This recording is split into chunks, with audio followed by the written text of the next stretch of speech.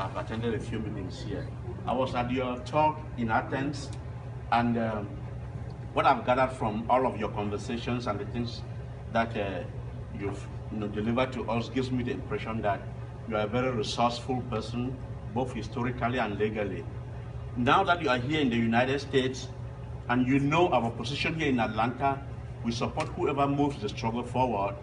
My question, probably not even you might answer the question, but every other person, our leaders here, my question is whether with all of these resources that you have as a person, I understand that the Southern Cameroon struggle has obtained the services of a legal retainer somewhere and so on. And my question was whether there is any consideration for you, kind of making some input with those people as a way to buttress, our case, or to bring some personal insight into our case with the legal retainer that they have in New York. This is what I wanted to ask. Maybe Mr. Walan has an idea. I appreciate it. And let me assure you, that is a question on the mind of a lot of people.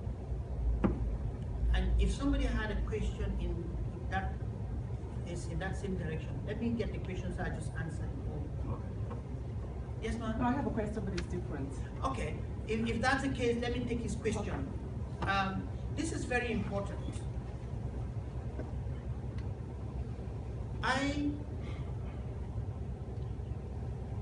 Ma'am, that's my sister sitting behind you. She would tell you in Calabar University, where we did our undergraduate, when I pass, people know that Harmony has passed. And that has forced me to do my homework. It is very unkind for the great minds that all of you are, that because of the tag, an international law firm, you treat Southern Cameroons as the Southern Cameroon of Funcha today. Go around the world. Some of the best professors of law are Southern Cameroonians.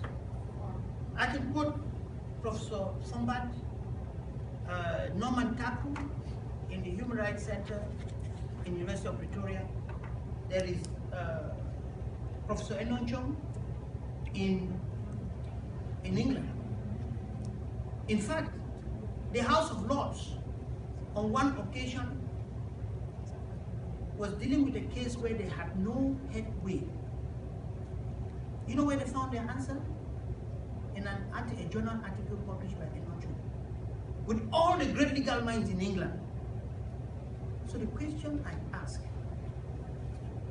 we do not have Niva Queen to give the Okada boys, the Tackenbergs, who are keeping alive our struggle down there.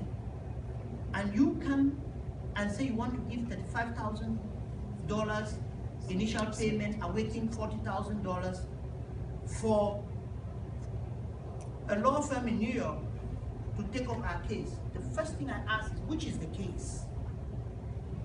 They are taking it to which court? You see, when the African fails to recognize his own potential, that is his doom.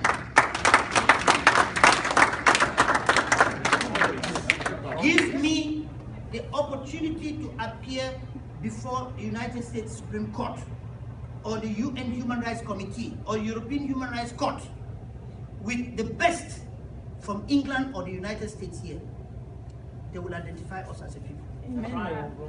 If those people are coming to partner with Southern Cameroon lawyers, they are welcome. And I've been saying that when we sit down to draw our roadmap, one of the things we're going to do is to draw a project for litigation, which will lead us to inviting pro bono counsel from around the world. You know about Mau Mau. There is a Queen's Counsel in England who has been doing pro bono work for Mau Mau and has recovered a lot of money from England and paid to those Kenyans. Why should this one not do pro bono work for us? Amen. We should stop killing ourselves.